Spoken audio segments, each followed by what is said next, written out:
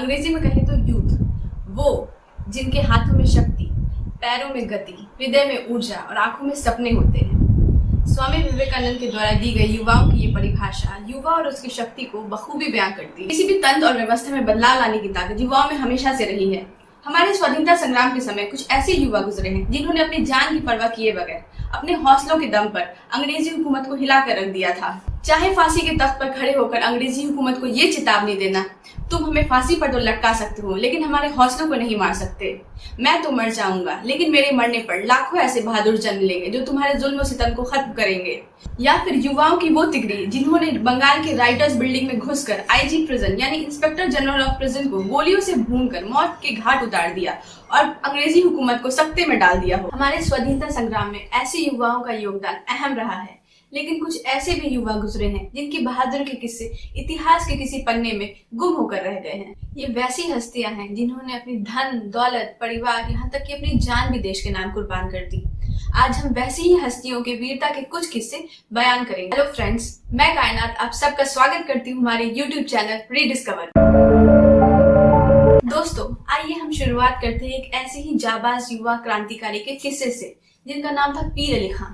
पीर अली खां का जन्म 1820 में उत्तर प्रदेश के आजमगढ़ के एक गांव मोहम्मदपुर में हुआ था।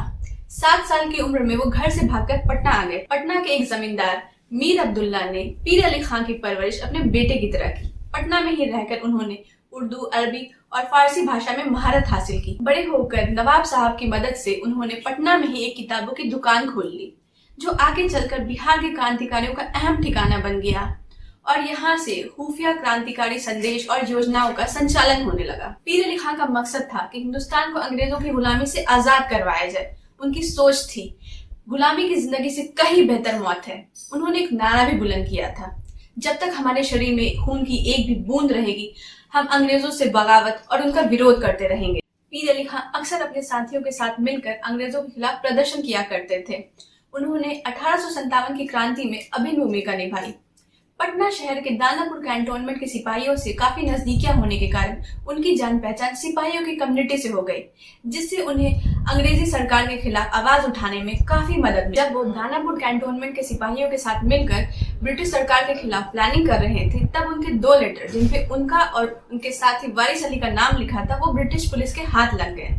ब्रिटिश सरकार को उनके मकसद के बारे में पता चल गया। वारिस अली ब्रिटिश आर्मी ऑफिसर थे और पीर अली खां के साथी। वारिस अली की गिरफ्तारी के बाद पीर अली खां के पास कोई और रास्ता ना होने की वजह से जल्दबाजी में मौलवी मेहंदी के साथ मिलकर 50 बंदूकों को ठिकाने लगाने के लिए उन्होंने अपने साथियों में उसे बांट दिया। 3 जुलाई 1857 को पीर अली खां और उनके साथियों ने अंग्रेजी हुकूमत को चुनौती दी। उस वक्त पीर अली खां की अगुवाई में करीब 200 हथियारबंद युवाओं ने पटना की गुलजार बाग में अंग्रेजों के एक प्रशासनिक भवन को चारों ओर से घेर लिया। प्रशासनिक भवन जाने के रास्ते में उनका सामना डॉक्टर लॉयल से हुआ। डॉक्टर लॉयल ने उन क्रांतिकारियों पर ओपन फायर करवा दिया, जिसकी जवाबी कार्रवाई में डॉक्टर लॉयल की मौत हो गई। डॉक्टर लॉयल की मौत की खबर सुनते ही पटना के तत्कालीन कमिश्नर विलियम टेलर ने क्रांतिकारियों पर ओपन फायर का आदेश दे दिया, जिसकी वजह से मौके पर ही कई क्रांतिकारी शहीद हो गए। लेकिन पीर अली खां और उनके कुछ साथी वहां से बच निकलने में कामयाब रहे। लेकिन 4 जुलाई 1857 को अंग्रेजों ने भारी छापेमारी कर पीर अली खां और उनके 33 साथियों को गिरफ्तार कर लिया। इनमें से कुछ को तो बिना ट्रायल के अगले ही दिन फांसी पर लटका दिया गया। पीर अली खां पर बगावत का इल्जाम लगाकर उन्हें काफी यातनाएं दी गई। अंग्रेजी अफसर उनसे उनके साथियों की जानकारी चाहते थे, खासकर लुत्फ अली खां के बारे में। लेकिन पीर अली खां ने देश से गद्दारी की जगह मौत को गले लगाना बेहतर समझा। 7 जुलाई 1857 को पीर अली खां और उनके 14 साथियों को पटना शहर के बीचों बीच फांसी पर लटका दिया गया। बिहार की राजधानी पटना के ऐतिहासिक गांधी मैदान के करीब एक छोटा सा पार्क है, जिसका नाम बिहार सरकार ने शहीद पीर अली खां के नाम पर रखा है। साल 2008 में शहीद पीर अली खां की शहादत को याद करते हुए शहर से एयरपोर्ट को जोड़ने वाली सड़क का नाम बिहार के मुख्यमंत्री श्री नीतीश कुमार ने उनके नाम पर कर दिया था। पटना में एक छोटा सा मोहल्ला भी है शहीद पीर अली खां के नाम पर।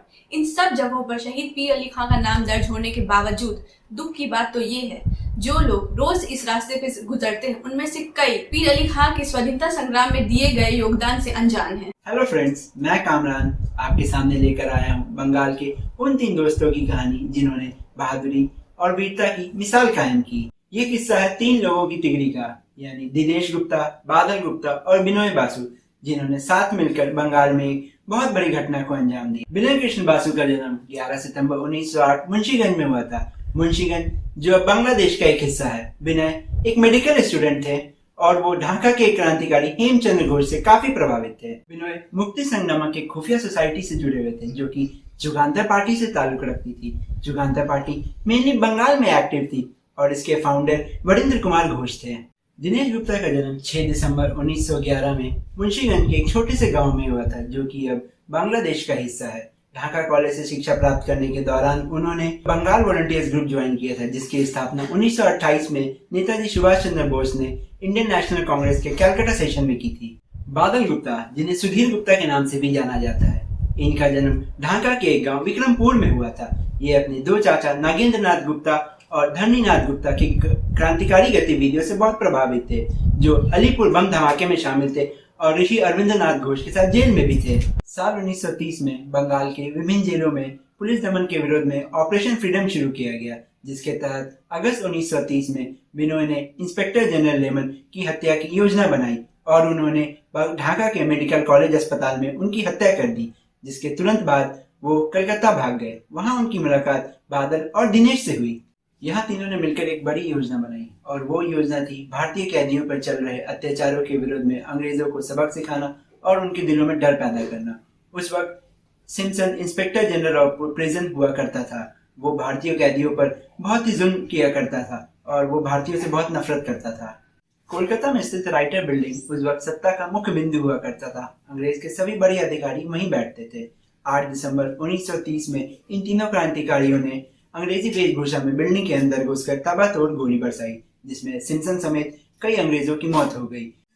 बिल्डिंग से निकलते ही वहां उपस्थित सुरक्षा कर्मियों ने उन्हें पकड़ लिया। पकड़े जाने पर बादल ने पोटेशियम साइनाइड खा लिया, जिससे मौके पे ही उनकी मौत हो गई। विनय और दिनेश ने खुद को गोली मार ली। कुछ समय बाद विनय की मौत हो गई। महज 19 साल की उम्र में अलीपुर जेल में 7 जुलाई 1931 को दिनेश को फांसी दे दी गई। कलकत्ता में आज भी राइटर्स बिल्डिंग मौजूद है, जो पश्चिम बंगाल सरकार के सचिवालय के रूप में कार्य करता है। साथ ही इनके सम्मान में डलहौजी स्क्वायर का नाम बदलकर बीबीटी बाग कर दिया गया है। कुछ लोगों का यह भी मानना है कि आज भी राइटर्स बिल्डिंग में सिम्पसन की आत्मा भटकती है। वहां काम करने वाले कर्मचारी शाम तक रुकने का जोखिम नहीं उठाते हैं। 5वां ब्लॉक, जहां सिम्पसन बैठा करता था, लोग आज भी वहां जाने से कतराते हैं। लेकिन इस बात में कितनी सच्चाई है, ये हम आप पर छोड़ते हैं। धन्यवाद।